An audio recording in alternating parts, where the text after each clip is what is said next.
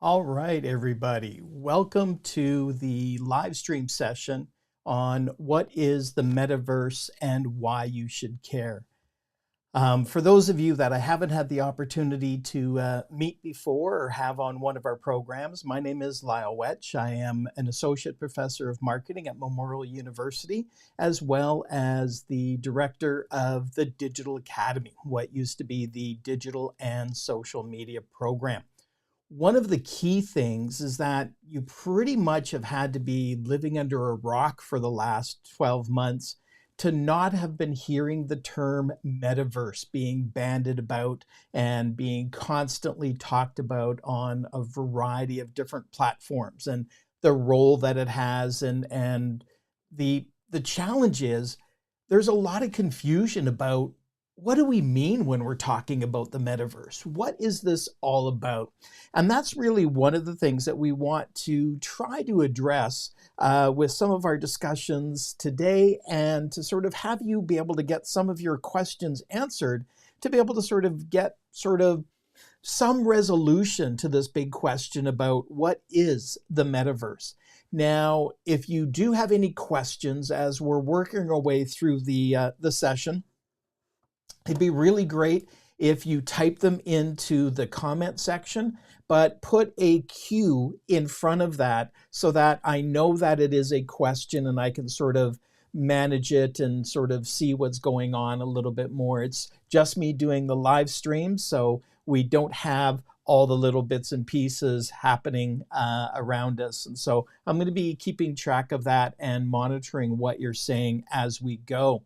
So one of the key things is welcome and thank you for taking the time out of your Friday to join us today. If for whatever reason you do need to step away and you're unable to keep with us for the full duration, then please feel free to do so. This is being recorded and will be available on our YouTube channel following the session as we go. So, as I mentioned, we are delivering this under our Digital Academy banner, which is the new banner for the Digital and Social Media program that offers several layers of digital and social media training. But let's get started into a little bit about my background and history. We've been involved with teaching digital and social media going back until 1998, when, as a Master's of Science student, we taught the first internet marketing course at Queen's University ever had. And that's actually going to be an important part as we talk about things today, because of the fact that a lot of what we're seeing being discussed about the metaverse, getting started with things, and a lot of the things that we're seeing are not new. These are a lot of the questions that we were asking back in the late 90s when it's like, well, do brands really need to have a website? Will anybody ever buy anything online? These were the questions we were asking when we first started teaching internet marketing. And then when we went in and started teaching a lot of social media aspects, where did you need to be? Which platforms were going to be important? What are people really going to be doing on here? These are some of the challenges that people have gone through. But over the duration, since 1998, I'm feeling kind of old at this point, but we've seen a lot of these transitions and changes. And in fact, a lot of the stuff that we're seeing going on right now with the quote metaverse, we were exploring back in the early 2000s, dealing with Second Life. But we're going to talk about that specifically as we work our way along. So when we think about this, what is the metaverse is an extremely complex question, because so many people have different viewpoints, so many people have different perspectives. But let's go right back to the beginning. The metaverse, the term really first originated back in a 1992 novel, Snow Crash. And this was sort of the first where it was talking about individuals who were on this very, very long street and connecting with everything with virtual headsets and dealing with those sorts of things. And this was really where the term first came into being.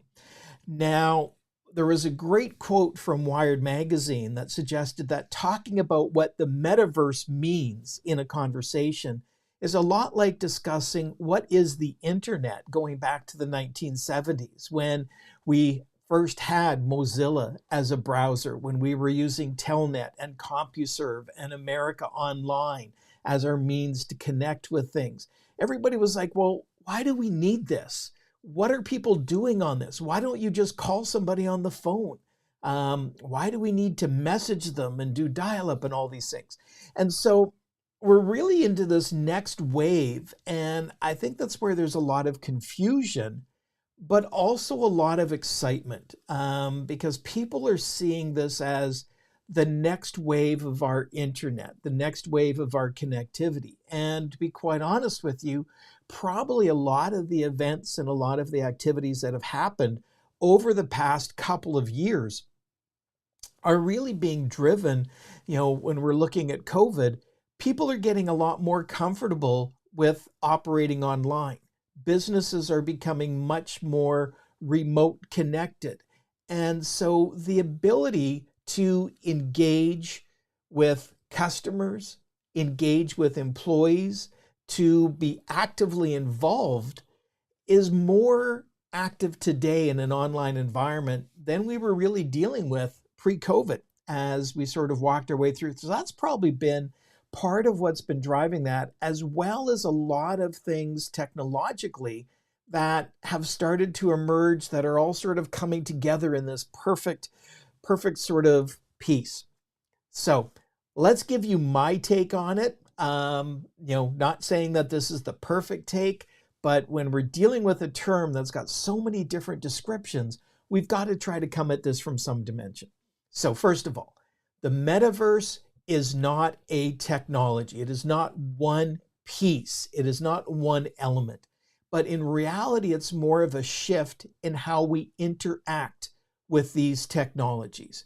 It's made up of a variety of different things. It's made up of VR or virtual reality. And for those of you that aren't that familiar with the VR space, these are worlds that exist and continue to evolve when you're not playing, if we think about the gaming standpoint.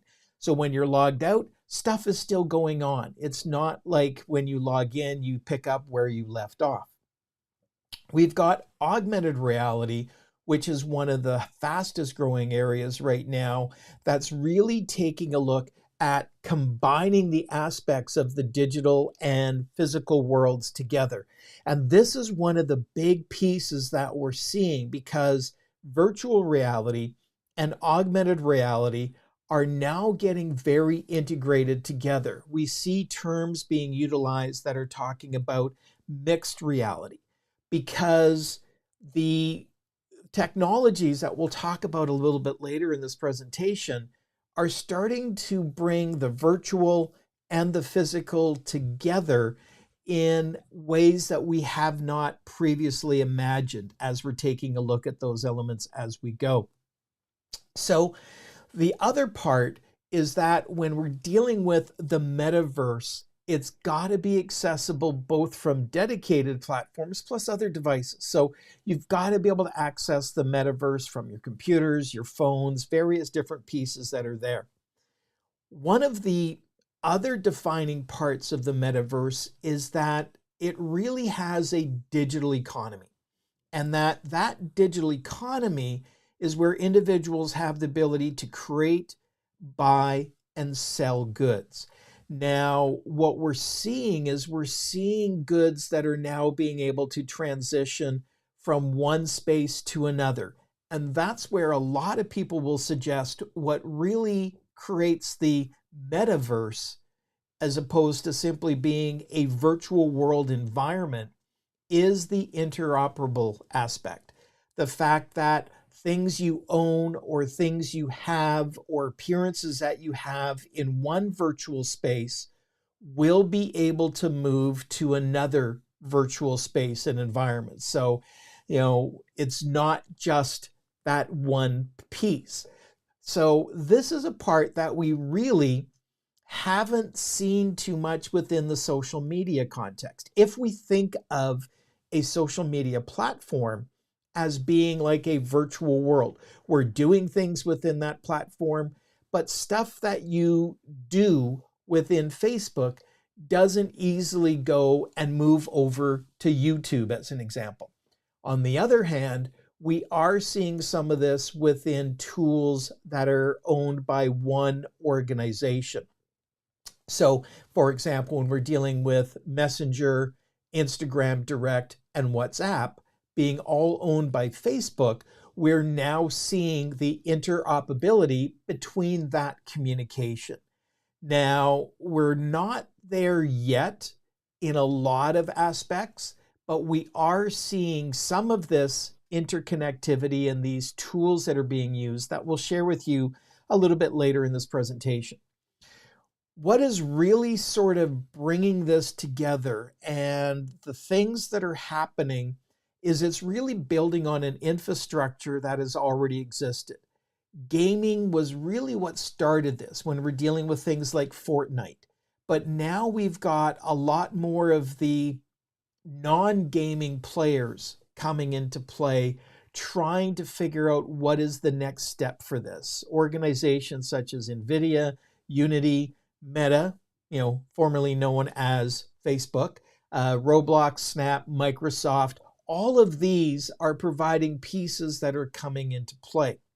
Now, as far as what the metaverse is going to look like, well, there is the million-dollar question right now, because every organization has a different view. So, for example, right now, when we take a look at what's happening within Meta, Meta's view is really about taking the social collaboration beyond the Facebook feed and providing you with a virtual house that you can go to within the Meta space, within Horizon Homes, as we take a look at that, and invite your friends over and hang out in that virtual environment. Microsoft, taking a more business stance on things and looking at it from that, more business perspective, is they're seeing it as being a place to have virtual meeting rooms where you can interact with coworkers, co-develop and co-design within a virtual environment, to collaborate on engineering in such a way that you would not be able to using a flat screen computer, if you will. So these are a couple of the things that are sort of moving in and driving it. But that perfect storm that we talked about, the things that are really driving all of these elements, there's several things that have happened in their own little worlds that are all linking together to give us what's happening in the space.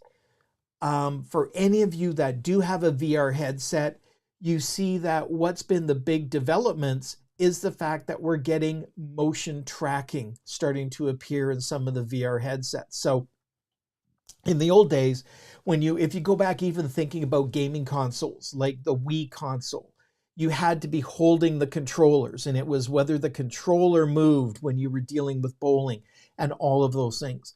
Even when we started to deal in the first few years of VR headsets, such as the Oculus, that has been acquired by Facebook, is you still had to use your controller and you clicked the handle to be able to grab something in that virtual world. But what we've seen emerging is the fact that now when we move our hands into our line of sight, we're actually able to see our hands physically in that virtual environment. We can physically grab something in that world. We can take our keyboards with us into the virtual world, type on them, and they can be moved and interacted within that. So that combination of not needing to be holding a physical controller and being able to use your hands to engage and interact, to manipulate and to move things around really became a key piece.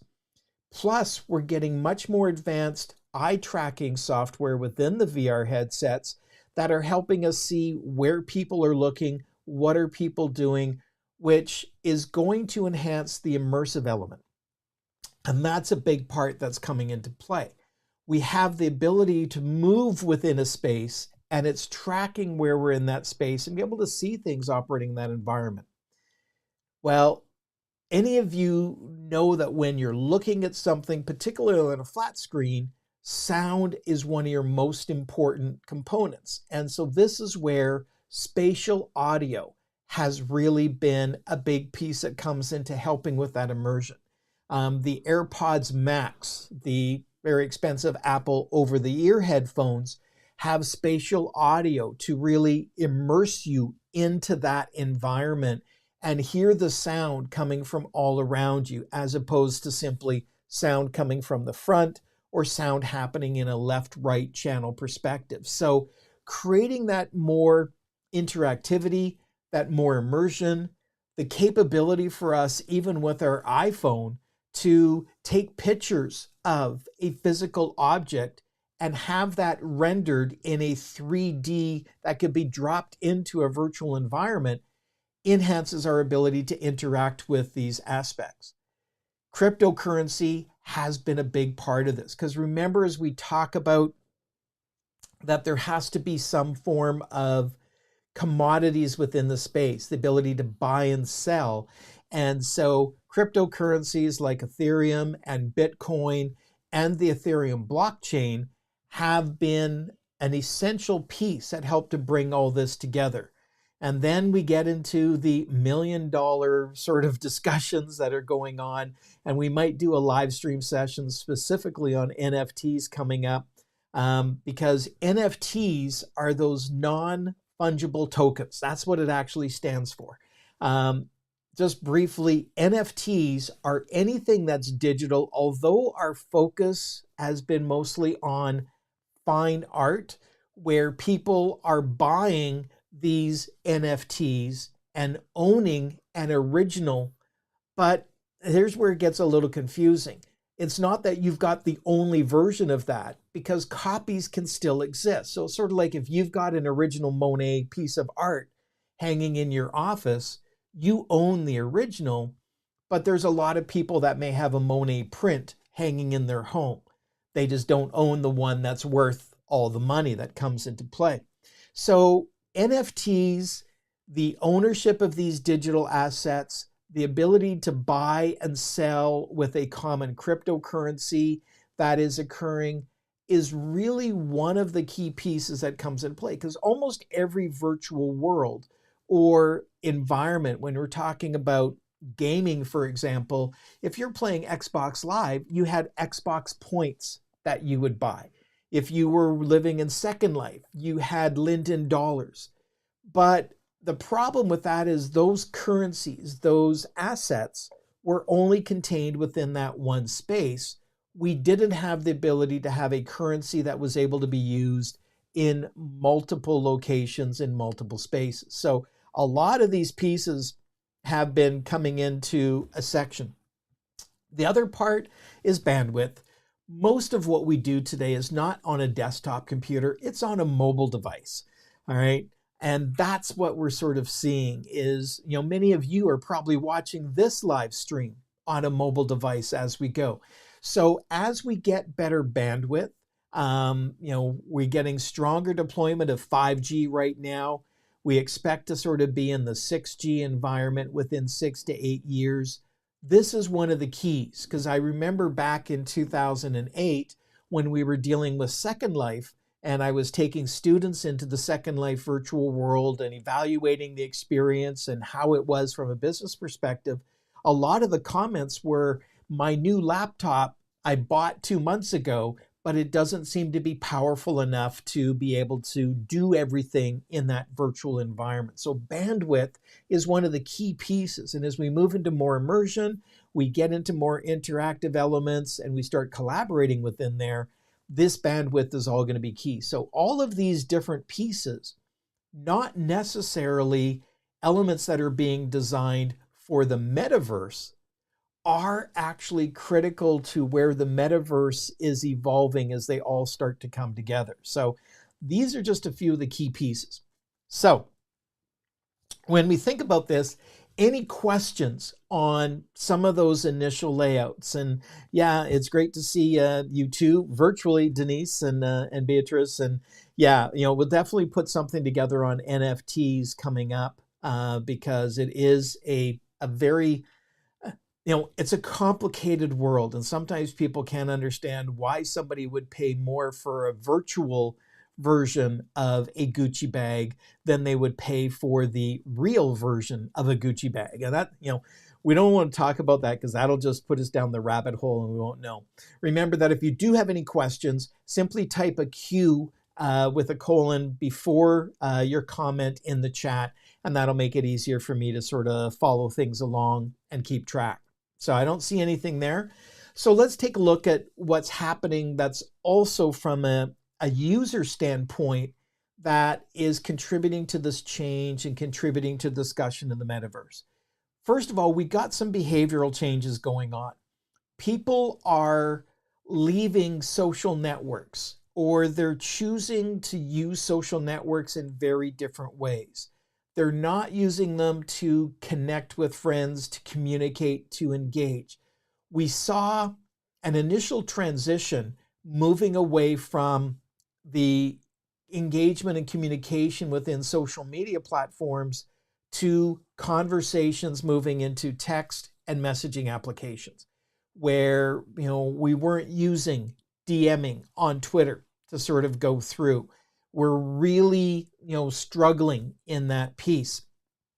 And so we're also seeing people moving away from social media platforms, except for those where they're consuming content. So taking a look at what's happening with regards to Instagram, TikTok is an absolute prime example where it's going. And so these behavioral changes is we're seeing almost a quarter of consumers planning to spend less time on social media.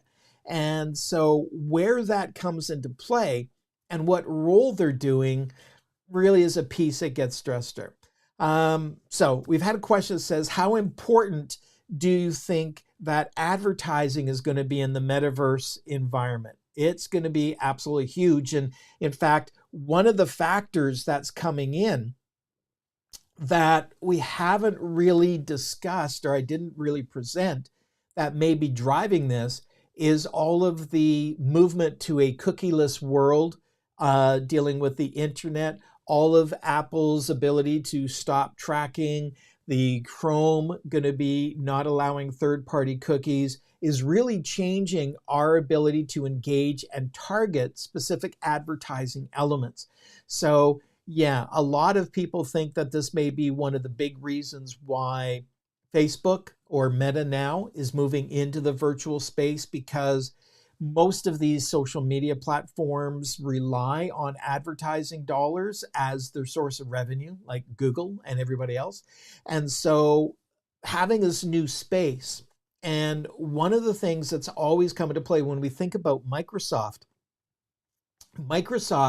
has always had the ability for you to do digital advertising within Xbox Live games. So as an example, back many years ago when Barack Obama was running for president the first time, he found all of the swing states and he would take out ads in 13 Xbox Live video games because you could target on the basis of the state. So when somebody was logged in, he knew that they were from Tennessee. So as they're sort of screaming around the corner in their driving game on Xbox Live, they would see a billboard that would be "Vote Barack Obama" in the game. And where things get very interesting in here, and there has been some research talking about virtual world environments, more sort of the Second Life side, but the metaverse is going to be a big part, is when you're in a virtual environment and you're walking down a street in that environment and you're seeing advertisements, or when you're playing a video game, those ads are so used to what we see in real life that we're less offended by it. We actually have better recall of it. And in the gaming world, they found that they like the ads because it adds another element of realism. So this is part where some of that previous in-game advertising, virtual world advertising research comes in, is advertising within these metaverse spaces, having a presence in these spaces is really going to be key as we go. And hi, Greg, hopefully the weather's good in Calgary for you as you go.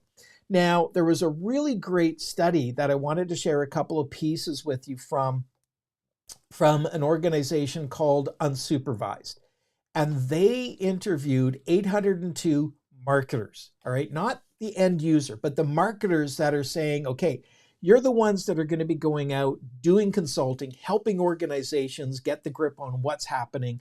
What do you think the metaverse is going to have on marketing? 55% said it was going to be positive. 34% said it was going to be neutral. Only 11% said it was going to be negative. And those marketers that had previously identified themselves as, I have no friggin' clue what the metaverse is, they were the ones that were most likely to say it was going to have a negative impact because they really didn't understand. Now, here's the big one. When we think about those that are planning to incorporate the metaverse into their 2022 marketing strategies, 58% said it was extremely to very high. 42% said moderately to slightly, and only 1% said not at all.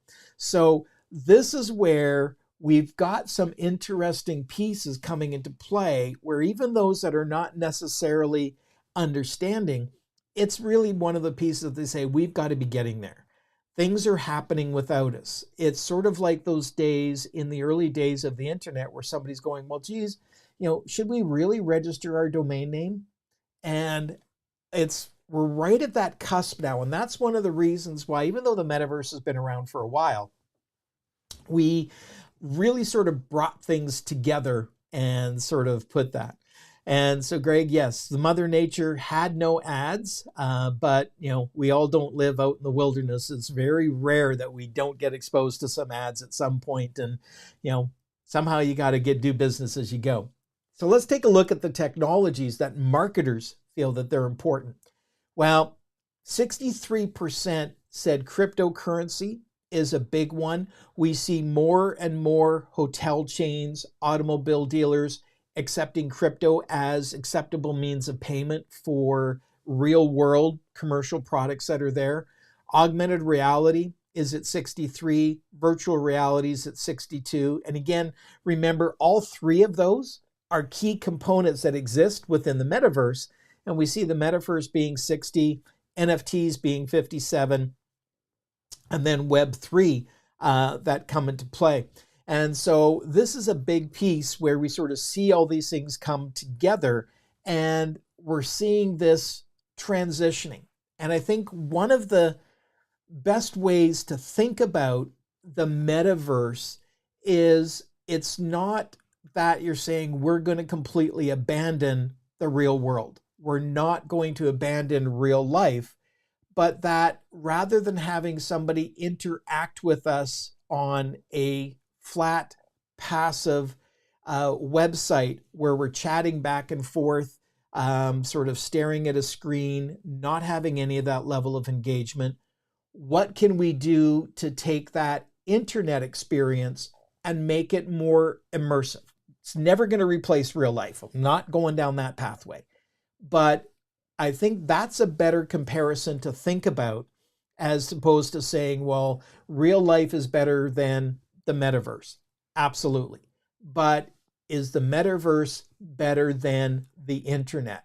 And this is where seeing the virtual environment as a location where we can engage with colleagues, engage with customers, solve customer service issues, maybe help them hands-on from a remote distance with, where they need to turn on a switch on their vehicle or whatever.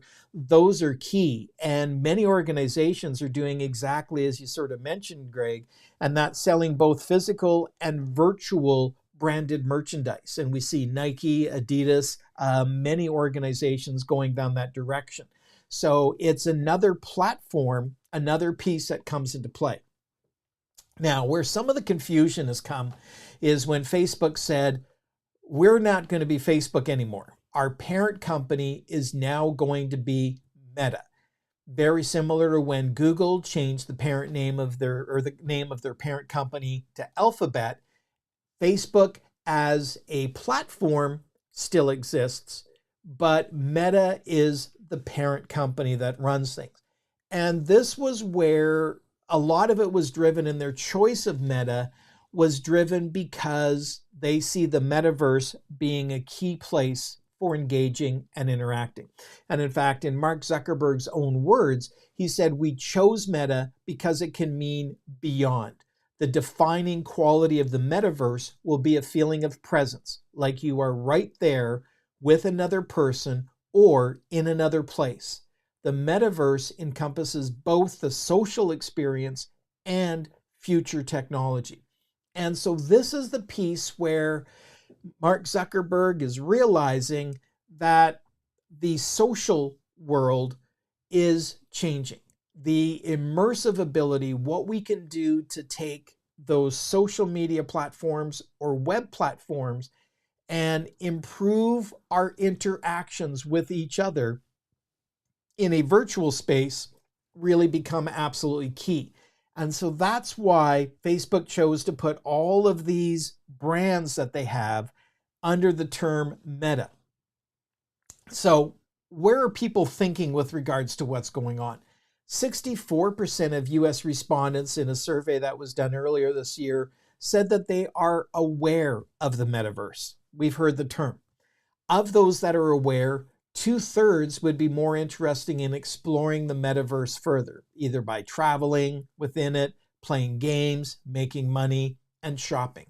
And despite the fact that people are not happy with Facebook and leaving Facebook, 57% said they would be interested in engaging with Meta's Facebook version of the metaverse. What's really interesting is in these people that said they would be interested in engaging with Meta in the metaverse, a lot of those have dropped their Facebook accounts because they're not happy with the way the feed is, with the way things are being handled within that platform. So it's interesting that those who may not like Facebook as a social media account are willing to explore Facebook or Meta's version of the Meta device. Now, spatial web, which is sometimes labeled Web 3.0, are those that are incorporating virtual reality devices or augmented reality devices. Now, right now, 16% already own a VR device. That's the reason why one of the key factors we talked about earlier with the metaverse is it has to have the ability to engage from other platforms, other tools. So requiring your employees to join you in a meeting through a VR headset is only going to work if you're providing every single employee with a VR headset. On the other hand, if you have some individuals that are able to come into that meeting, interact and engage in a VR headset fashion, but others be able to connect in through their mobile device, their computer, in what's considered a flat world screen, is also necessary. So we've got to bring these pieces together, because even though we've got 41% considering to own a VR device within the next 12 months, we're still not at full critical mass at that point. On the other hand, 65% are interested in purchasing augmented reality glasses, as long as they're fashionable. All right, so this is where we're seeing a lot of things happening, particularly in the business to business environment and in business customer support and tools. The use of augmented reality to do engineering design, to do collaborative customer support is really becoming huge. Obviously, as there was when Google Glass first came out as a consumer product, privacy issues come into play, and all of those things. We've all seen the science fiction movies where we know everything by looking at somebody. There are a whole raft of ethics and privacy elements that we've got to consider, but they're not much different than those ethics or privacy aspects that we've got to consider in a real environment as well. It was funny when we were initially proposing back in 2008 to take students into the virtual world Second Life. The ethics board was a bit concerned because they had heard that there were groups in Second Life involved in, avatars having sex with each other and they were concerned about students going into that environment. And I sort of said, well, I believe that on the internet, there's lots of nudity and sex as well. And we don't stop students from going on the internet. And so with all of these spaces, there's going to be challenges. With all of these spaces, there's going to be ethical questions that we come to. And I think where we talk about, as people are discussing, is Meta is going to be a big part of the metaverse, but a lot of discussions, a lot of people are believing that Facebook is trying to get the jump on things, but with the highly anticipated augmented reality glasses coming from Apple later this year, people have a fairly strong view that Apple may well be a massive player in this space and dominate over top of Meta. At the South by Southwest conference, Professor Galloway had a big commentary on that and a lot of discussions about that online, about Facebook or Meta versus Apple in the metaverse, and where he saw Apple going to be the one that was going to survive. But who knows? We still have to see where this goes. Now, when we think about Facebook or Meta, where they sort of evolved is they got into the space by acquiring Oculus, the largest VR headset provider right now, particularly for consumers because of the cost. And recently, they launched what was referred to as Horizon Worlds. So within Horizon Worlds, this was the ability for you to, not in the VR headset environment, be passively engaging with a game, but being able to bring that social element in, being able to be actively involved with other individuals, even though as an avatar format within that space. And so this was where they started. And so when we think about Facebook's foray into this space, Horizon is where everything evolves from that. On the other hand, for those of you that may be using Microsoft Teams as your collaboration tool of choice instead of Zoom, many organizations already have Office 365 deployed. And because of that, a lot of those organizations did not choose Zoom as their virtual collaboration tool. They went with Microsoft Teams. Within Microsoft Teams, we have a tool called Mesh. So Mesh has the ability for you within a Teams meeting to be collaborating with virtual whiteboards, to be having face-to-face. It seems weird saying that term face-to-face when we're dealing with an avatar and the interactions. Now, the key with all of this is working on the premise that our engagement, our communication, our discussions that are going on in the virtual environment are better than being done in a flat screen Zoom meeting type environment. And that's the discussion that we're seeing some preliminary research come out, but it is still early days. And, this is where if you would have gone back 20 years ago and talked to people about delivering online classes, in real time in a synchronous environment, or having a business meeting from one office to another, people would have thought you were crazy. But we've moved into that space now. The two big players, if you will, when we think about the public domain virtual worlds, is we've got DECENTRALAND and the SANDBOX. These are the ones that are the most commercial of the metaverse worlds. We're seeing brands having the ability to rent or to buy land within these spaces, create their own building and spaces, and having the ability for consumers to visit your company, to talk to your customer service reps, to engage with your brand and interact. These are the two that are probably closest to the vision of a metaverse because it's open and not closed.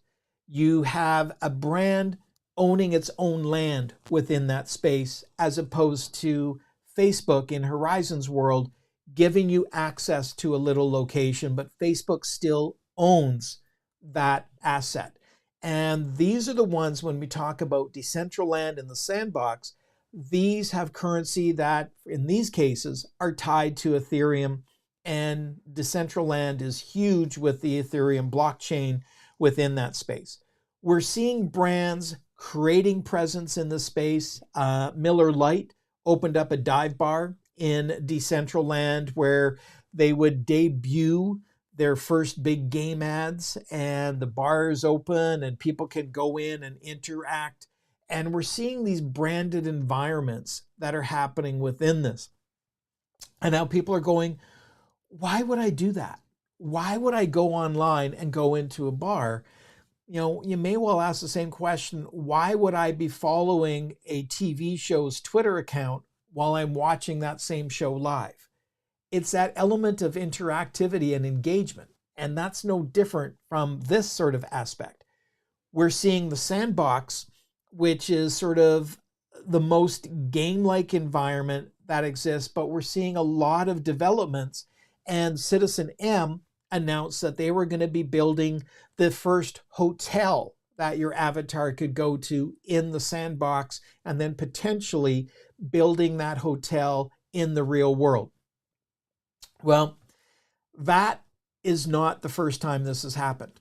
In fact, if any of you have ever stayed at a hotel called the Aloft hotel chain, the first one was actually built by Sheraton at Dorval Airport in Montreal. Well, that hotel began in Second Life. So what Sheraton did is they built that hotel in Second Life, had avatars come and stay in the hotel. All right, this is your virtual avatar. I know this is getting a little bit funky. Have those avatars fill out customer feedback forms, and then they redesigned the hotel. And when talking about prototyping and design, it's a lot easier to redesign and rebuild a virtual hotel than it is a physical one, a lot less cost.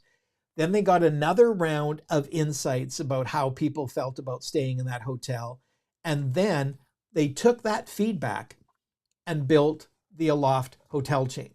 So the Aloft Hotel at Dorval in Montreal was designed entirely from feedback of avatars staying in that hotel in the virtual world environment. That was 2008.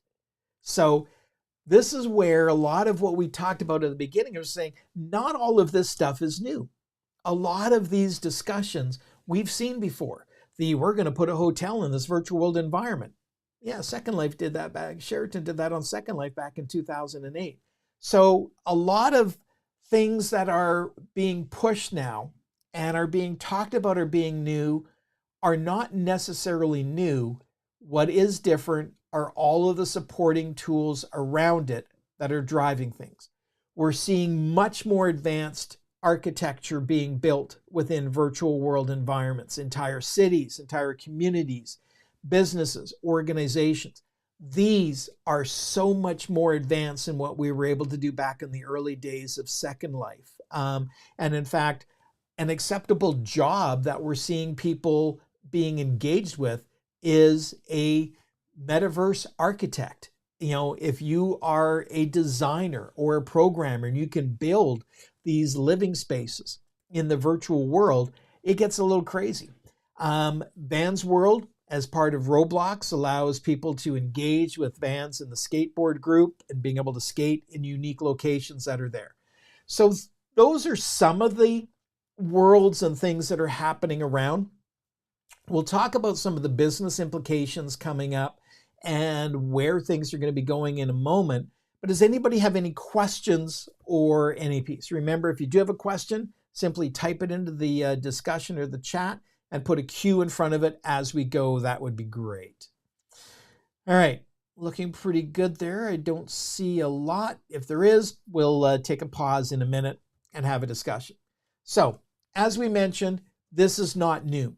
Second Life has been around since the early 2000s. I think it was 2003 was when Second Life went, which would make most sense because of the fact that it's 19 years old. So what you're seeing on the screen on the left-hand side is me back in 2009. The way Second Life worked back then is you had to choose your first name, but then they gave you a list to be able to come up with a second name. And I got super lucky is that my real first name, Lyle, was available as a second name. So I was Professor Lyle within Second Life. And I had my office built. You can see the architecture's not that great. I was a little formal, had my tie on, but I had a much bigger office space, did not have a fireplace in my real world. And just off on the image on the right, the building that's got all the glass doors, that was our Faculty of Business. And we had a lecture theater on the roof, and we were able to hold classes in that environment back then. And so we also had aspects where other organizations around Memorial University, the Marine Studies program, was working on design of a shipyard, which is what you see on the image on the right. That's within that space. And even back then, back in the late 2000s, there was a lot of businesses that were opening up in Second Life. You could go to Tim Hortons. You could go to the Canada Post. You could go to Canada Border Services. And there was a lot of training and education that was going on. And in fact, even back then in 2010, Canada Border Services was putting people through simulations, training within Second Life and working on border crossings. And it increased their success rate on the exams for their students considerably. And so they were investing in building their space and building their land within Second Life. Why this is different is because Second Life was a contained environment. It was owned by one company. It wasn't accessible. It wasn't public. And although you owned your land, you bought land in Second Life, you had your fees that you paid to be able to maintain your presence.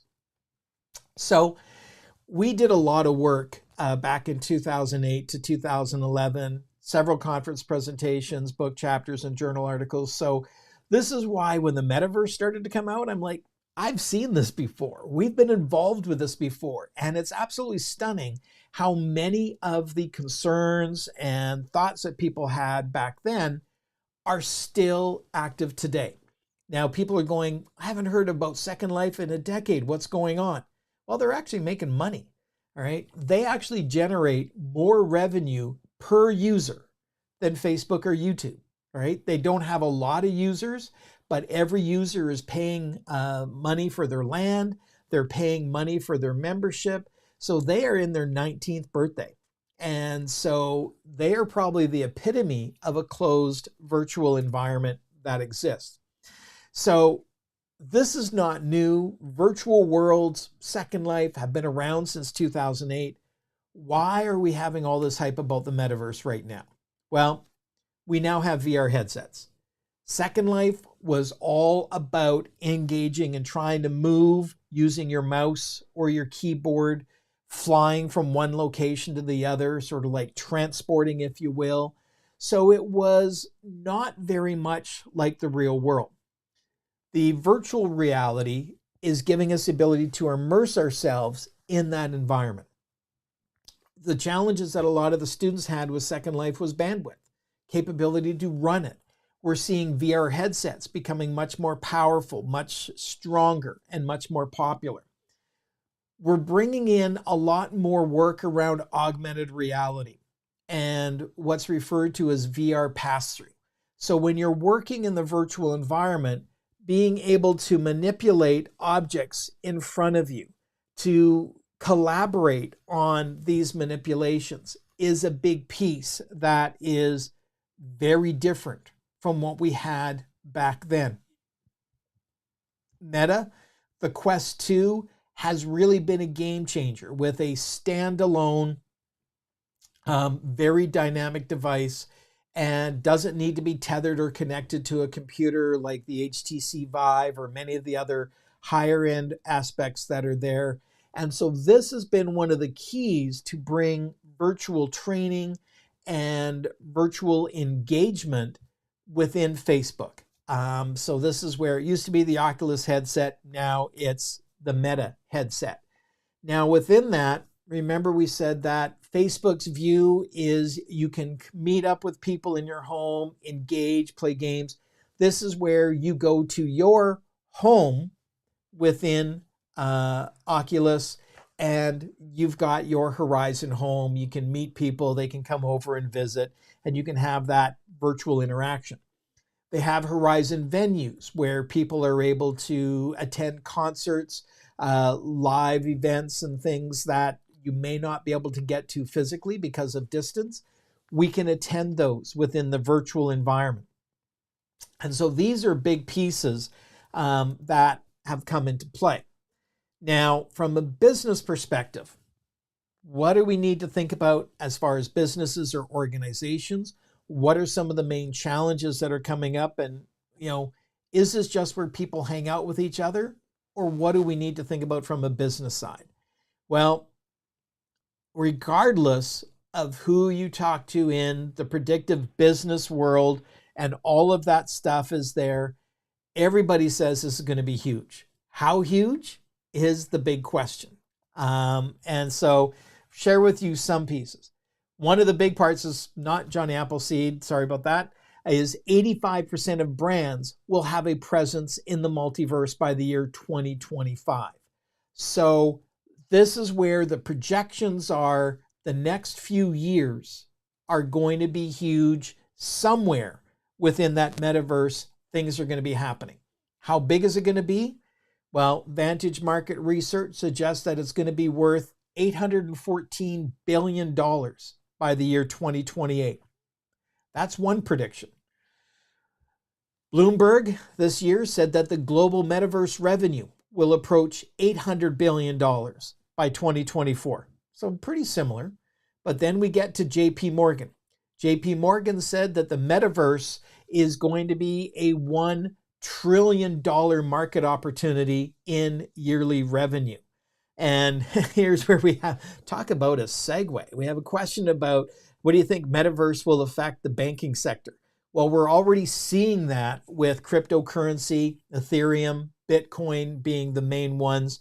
And this is why JP Morgan became the first bank in the metaverse, because they see it as a huge place. And in much the same way as Second Life, in the early days of Second Life, somebody to deal with providing real estate services for buying and selling of land. People need contracts. People need to have ways to be able to manage their money. And while it's not physical currency, everybody goes, well, it's all electronic. It's not physical currency. When was the last time you actually physically handled money? I can't remember the last time I had physical dollars in my wallet. It's all digital. It's all electronic. You tap a card, you tap your phone, you stick your watch on a device. We're already dealing with digital currency. It's just tied to physical dollars.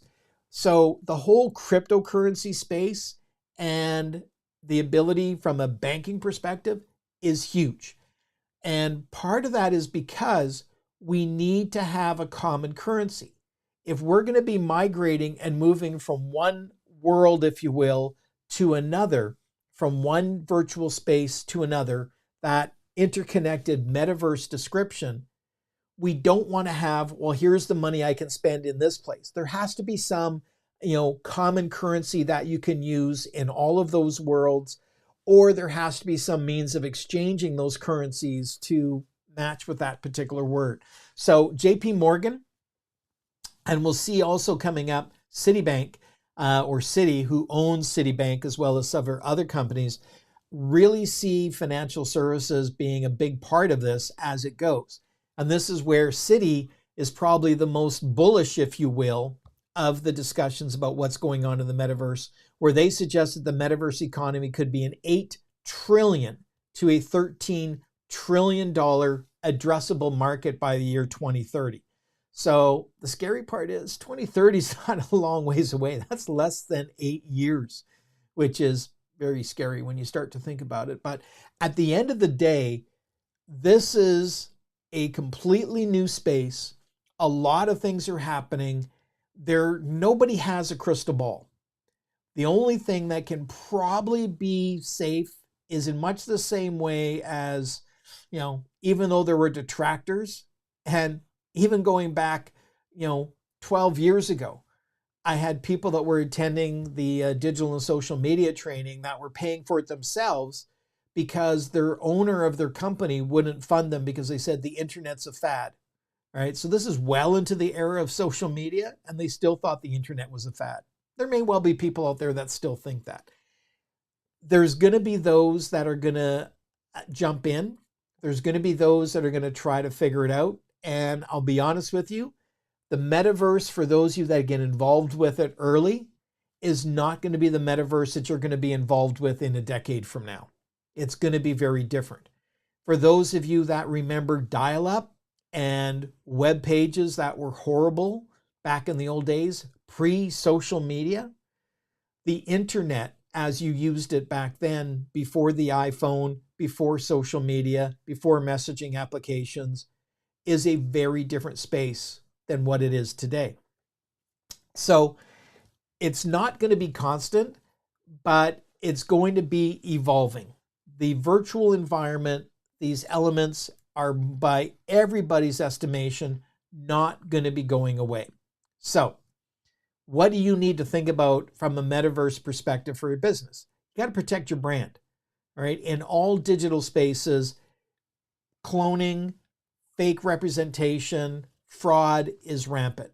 So protect your brand, protect your space within the metaverse.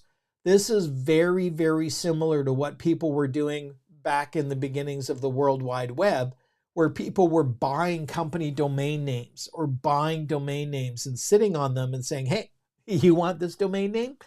You can have it, but it's going to cost you.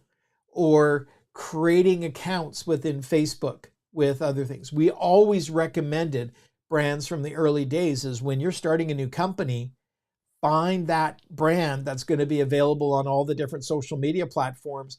And whether you're planning to make the account live or actively use that account, stake your claim, get it, because who knows where, for example, TikTok was going to take somebody 2 years ago. And if you don't have that presence, then the odds are somebody's going to have it before you. A lot of people take I'm just going to sit back and wait and see what happens. The problem with that is now is the time to get in, try stuff, and make your mistakes, because everybody's making mistakes. And this is not going to be easy. This is a completely new environment. There's so many different things that are happening in here, so many different technologies that we're dealing with. But you want to try and make those mistakes now and learn when people's expectations is not super high, as opposed to waiting till everybody's got it all figured out and you jump in and go, oh crap, how does this work? And then while everybody else is being smooth and it's a good experience and everything's optimal, you're looking like you don't know what you're doing. So that's one of the advantages of getting in early, is your mistakes are going to happen when everybody else is making mistakes and we're all trying to figure it out. You've got to protect your identity. And this is one of the big things within the metaverse, is how do you provide authentic identity? We've seen Facebook dealing with that over the last few years with the number of fake accounts and fake news coming in on Facebook, requiring brands and people who are administrators of Facebook business accounts to actually provide their passport or driver's license with their photo to prove that they were a real person, a real administrator, so that they knew who was responsible for that page. So we've got to see more transparency between the platforms and the tools. And I think in a collaborative nature, this might be part of what's going to be driving things as we go, because they're all growing. Roblox actually has 49 million daily active users. And we're seeing emergent digital worlds by Chipotle, Warner Brothers, Gucci, starting to pop into these environments and starting to become key. But nothing is without risk. So what's the pros and cons of being an early adopter, jumping in ahead of the curve on this? Well, the pro is you can gain credibility from being an early adopter. When people go, oh, XYZ is in there. It allows you to interact and test how people interact with your brand in a virtual space. This is going to be a massive learning curve, whether you jump in now or whether you jump in later. That's the key, is figure out how things work best as you evolve and as the metaverse evolves there. You also can learn what people are looking for and how they prefer to engage.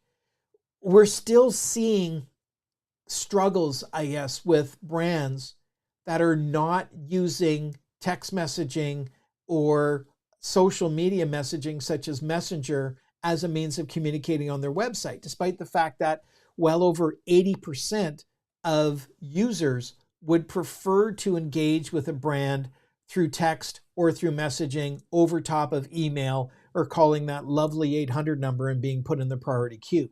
So brands are struggling to even match audience demands for how they want to engage and communicate in conversations. So we've got to try to figure out in the virtual space, where is that going to go? The cons of jumping in early is, as we said, the metaverse today is not going to be the metaverse tomorrow. And so where do you bring that? How is this going to come together? Until we get these more advanced technologies, things might be glitchy. There might be frustrations. We saw that with a couple of live events that were being done in virtual environments where they were crashing because they didn't have the bandwidth. They didn't anticipate so many individuals coming in. And right now, there may be privacy concerns that are popping up within this new space and other ethical concerns, as we mentioned, that we've got to be cognizant of and aware of as we sort of work our way through. But a lot of organizations are in there. Right now, there's over 11 marketing agencies that have set up offices and are providing metaverse marketing tools. So you can go meet with the agency, be involved with the agency in that virtual space. You know, the one good news is you can create some pretty cool office space. You could do that even in the early days of Second Life. So the new stuff now is really key. We see Adidas that has their Adidas Originals, their clothing for avatars that are coming in. And this is where, from an interoperable aspect, you can buy those shoes and your avatar can wear them in 1,500 different games. So your avatar can be this representation as we start to go. Wendy's, just last week on April 2nd, they opened up Wendy's in Horizon World, where you have the ability to go to Wendy's. You can actually shoot hoops. You can sort of see the basketball net there. Gets a little weird because you're shooting hoops with a virtual version of a Baconator. And I don't know how embarrassing it's got to be when you get beaten at basketball by a hamburger with bacon on it. But anyway, that's a completely different story. But Wendy's is engaging people, giving them the ability to win and get discount coupons and free food and things. And so I think this is sort of the model that we're going to start to see, is much more blending and blurring. And the virtual world interactions are going to be much like our website, web space, social media interactions. It's not designed to replace what's happening in the physical, but it's designed as a complementary aspect.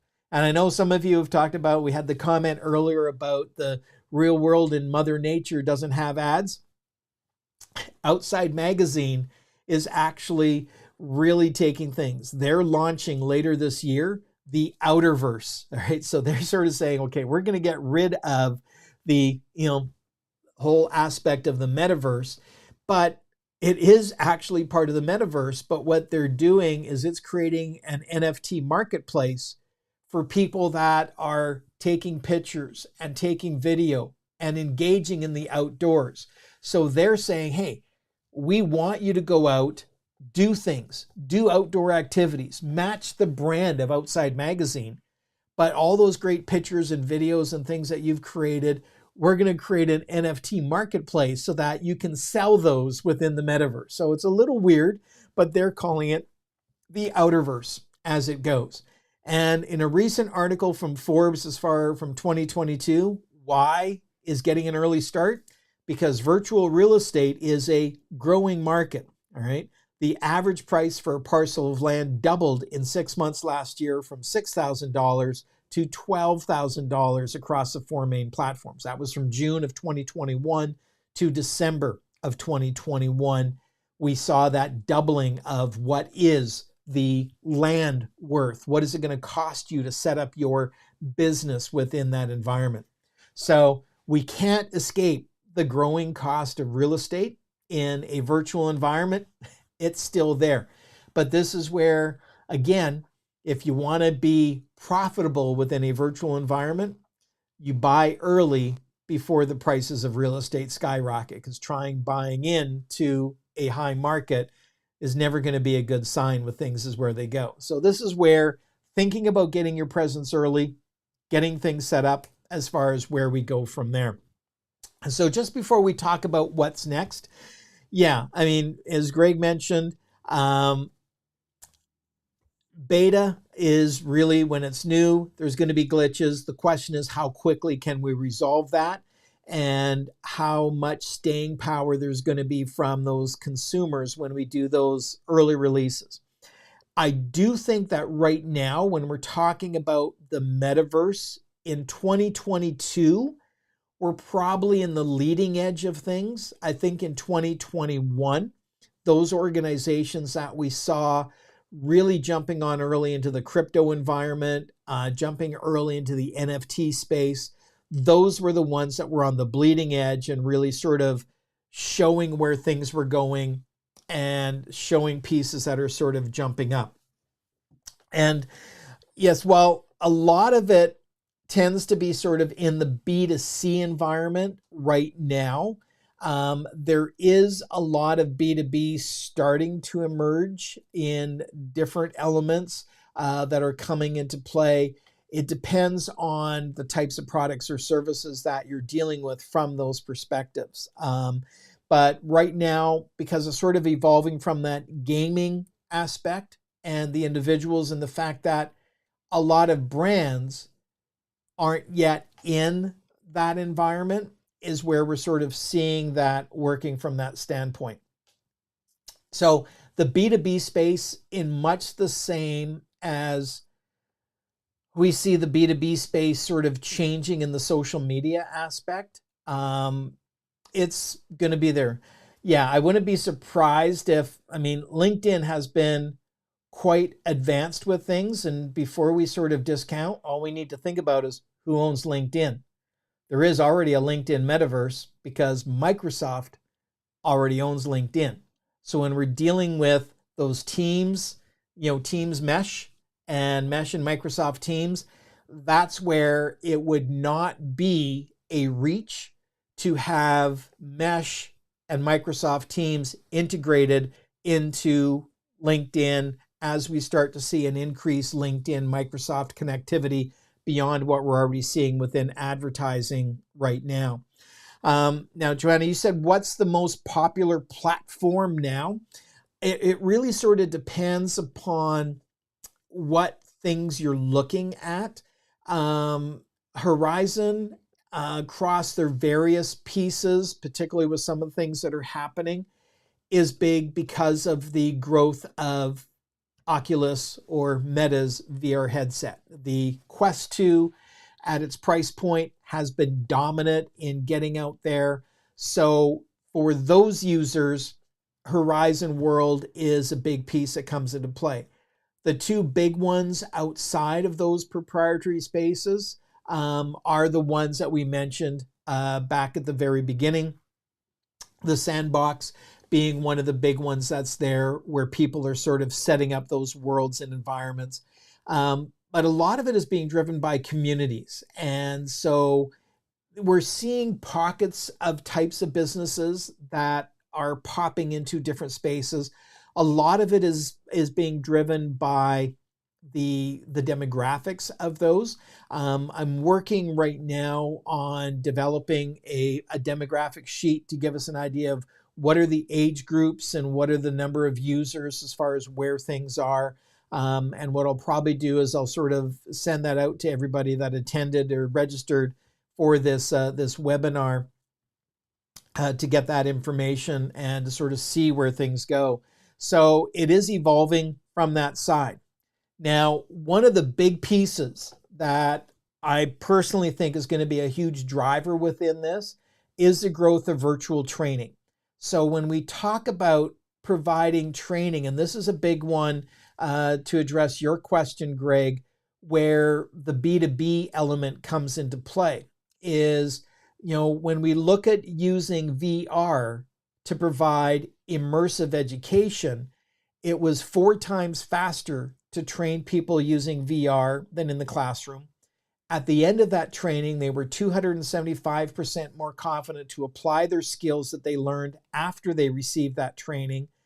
They were almost 4 times more emotionally connected to the content than classroom learners, and 4 times more focused than their e-learning peers. So this is where it takes a look at very similar things. And we're seeing a lot of different VR training elements come into play. I mean, the military has used virtual reality for training extensively, but I'm on sabbatical this year, and one of the main thing that I'm working on right now is getting a better understanding on the use and the role of VR in teaching at university level as well as at executive level training. And there's a lot of really interesting things that have gone on with regards to doing leadership training, with the immersiveness, a lot of amazing work that's being done with regards to gender and diversity training, where when individuals were put into an environment in the virtual world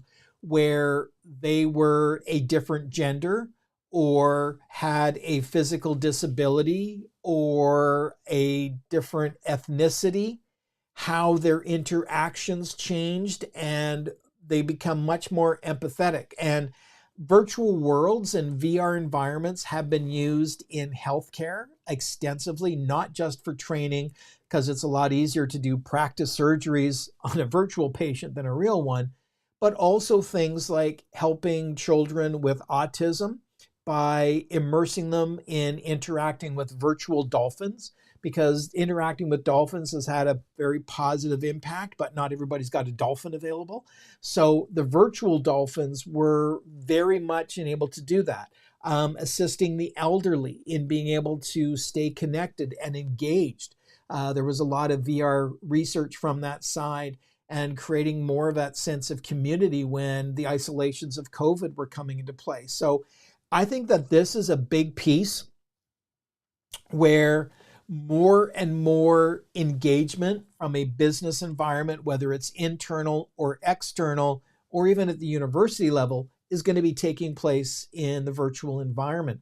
A couple of years ago, pre-COVID, obviously, when we were in Asia, I think it was in Hong Kong, there were massive billboards on the side of buildings promoting that when you registered for their distance degree, they sent you a VR headset and you attended those physical classes, but you were in the VR classroom, not, sitting, in a physical classroom, so you could do it remotely. And so that aspect was a lot of what we explored back in Second Life in 2008, before there were such things as VR headsets, when we were just dealing with a flat screen. So it's really going to be interesting to see where that starts to go.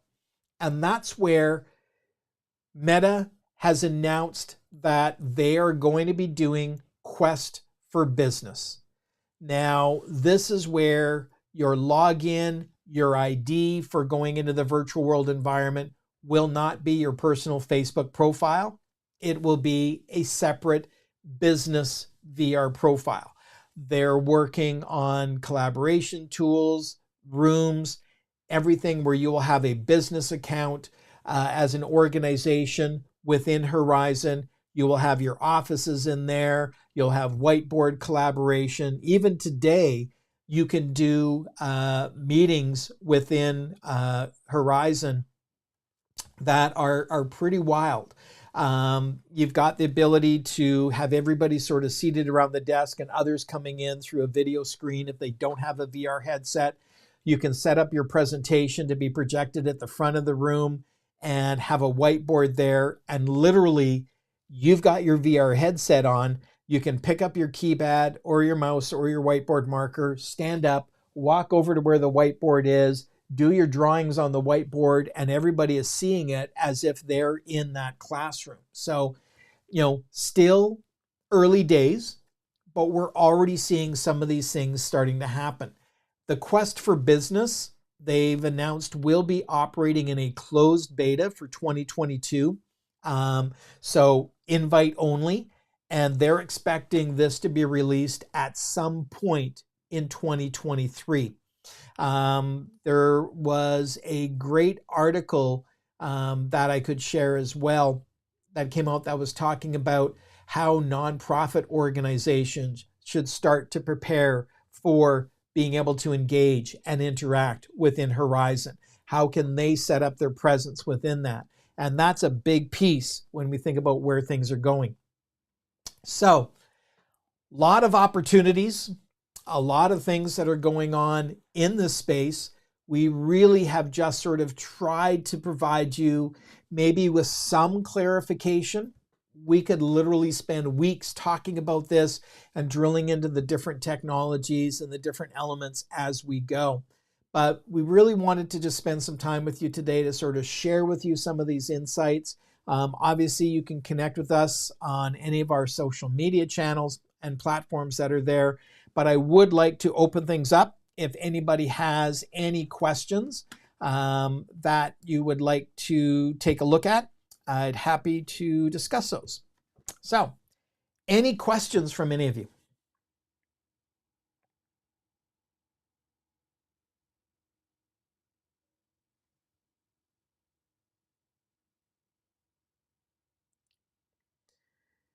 If there are no questions, I'll still stick around for a few minutes to address any questions that do pop up. But if there are no questions, thank you all very much, as we mentioned, for giving up some of your precious time on a Friday morning for us to have this little discussion about what's going on in the metaverse and start thinking about where things are. We will have more tutorials and things coming up and webinars that are focusing on this and help you sort of get introduced along the way, because this is a big piece of what we do within the Digital Academy. And in fact, one of our new certificate programs that's going to be released later this year in 2022 is the VR, AR, XR content creator. So an expanded, much more specific certificate building on our digital creator certificate, but focusing on the VR, AR, and XR space about how do we work on our avatars, how do we build our presence, how do we get all this stuff together. So thanks very much. Oh, where do we go here? We got a couple of questions coming in. Kyle says, do you think that universities may adopt the metaverse for teaching within the next few years? I actually very much think so on that. I mean, we were involved back in 2008. Memorial was one of many universities across Canada that had a physical virtual world campus that students were able to attend and do classes in. And I think it's really a big piece that's going to pop up and be much more important as we go. And obviously, yeah, thanks, Derek, for the comment. And if you do have any questions, you can always reach out to us. As no problems at all with that. That's what we're here for. Connect with us on any of our social media channels. And we happily engage and connect with you from that perspective and to bring that all together. So thanks, everybody. Have yourselves an awesome weekend. And the one constant in life is change. So we'll just have to see where this all takes us. But I am 100% certain that it's going to be fun. Whatever is going to be shaping us, we will definitely have new things to be taking a look at as we work our way along. So thanks, everybody. It was really great having you today. And thanks for all the questions and comments that we've got. And this video, once it's done processing, will be available here on our YouTube channel. So if you know anybody in your organization that would benefit from it, please feel free to share the link. It will be a public video on our YouTube channel. So there's nothing sort of hidden behind the scenes on it. Everybody's welcome to share it and, get into discussions with your colleagues. All right. Thanks, everybody. Have yourself an awesome day, and thanks for joining us.